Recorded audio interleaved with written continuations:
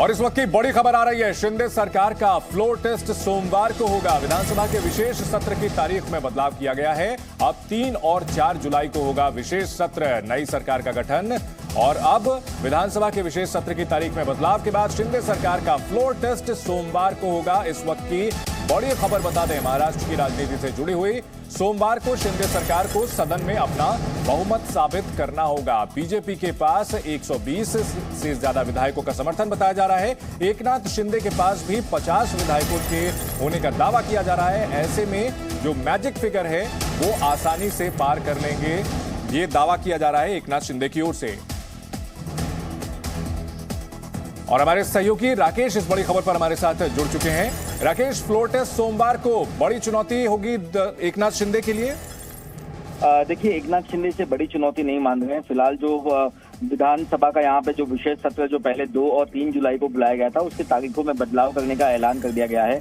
अब ये जो स्पेशल सेशन है ये 3 और 4 जुलाई को बुलाया जाएगा। और सोमवार को जो है इसमें अग्नि परीक्षा तो आप नहीं कह सकते, लेकिन निश्चित तौर पर फ्लोर टेस्ट जो है वो नई सरकार का वो यहाँ पर होगा। ऐसे में अभी जो है 11 बजे एकनाथ शिंदे अपने तमाम जो उनके साथ समर्थक हैं, जो विधायक हैं, उनके साथ गोवा में वो मीटिंग करने वाले हैं और इसी बारे में वो चर्चा करने वाले हैं। वहीं दूसरी तरफ सुप्रीम कोर्ट में जो याचिका दाखिल की गई है उसको लेकर के भी जो है चर्चा जो इस मीटिंग में होनी है। हो सकता है कि 12 बजे एकनाथ शिंदे एक प्रेस कॉन्फ्रेंस आयोजित करके अपना पक्ष जो है वो साफ करें।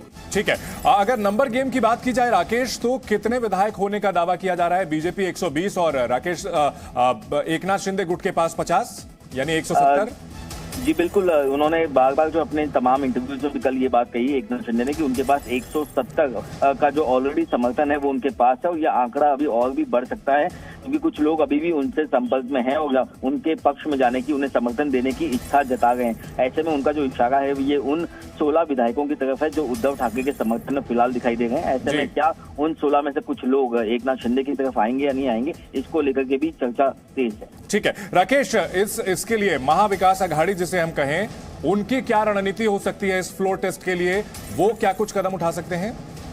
देखिए, फ्लोर टेस्ट के लिए शिवसेना की पहले ये रणनीति थी कि उन्हें विधानसभा में आने से जो रोका जा सके और इसीलिए उन्होंने एक इंटरवेंशन एप्लीकेशन जो है वो सुप्रीम कोर्ट में फाइल की थी। लेकिन यहाँ पर शिवसेना को कोई खास राहत मिलती हुई नजर नहीं आई क्योंकि सुप्रीम कोर्ट में सुनवाई 11 जुलाई के लिए टल गई है। तो ऐसे में 3 और 4 जुलाई को जो विशेष सत्र महाराष्ट्र में मुंबई की विधानसभा में जो बुलाया गया है, यहाँ पर जो शिंदे समर्थक हैं उन्हें रोकने में शिवसेना जो है कामयाब नहीं हो पाई है। तो फिलहाल उनका ये जो एक दांव था वो फेल हो चुका है। तो ऐसे में फिलहाल जो है शिवसेना की तरफ से अभी तक कोई दूसरी नई रणनीति जो सामने नहीं आई, लेकिन यहाँ पर एकनाथ शिंदे जो है बड़ी आसानी से अपने सरकार का दावा पेश करते हुए बहुमत साबित करने की दिशा में आगे बढ़ते हुए दिखाई दे रहे हैं। जी राकेश, अगर बात की जाए बीजेपी और शिवसेना के एकनाथ शिंदे गुट की ओर से जिस तरह से मुख्यमंत्री पद के लिए एकनाथ शिंदे का नाम आगे बढ़ाया गया, इससे कहीं ना कहीं जो शिवसेना के कोर वोटर हैं और जो समर्थक हैं उनको भी अपने पाले में लाने की कवायद की गई है और इसी वजह से इसे मास्टर स्ट्रोक कहा जा रहा है। और ऐसे में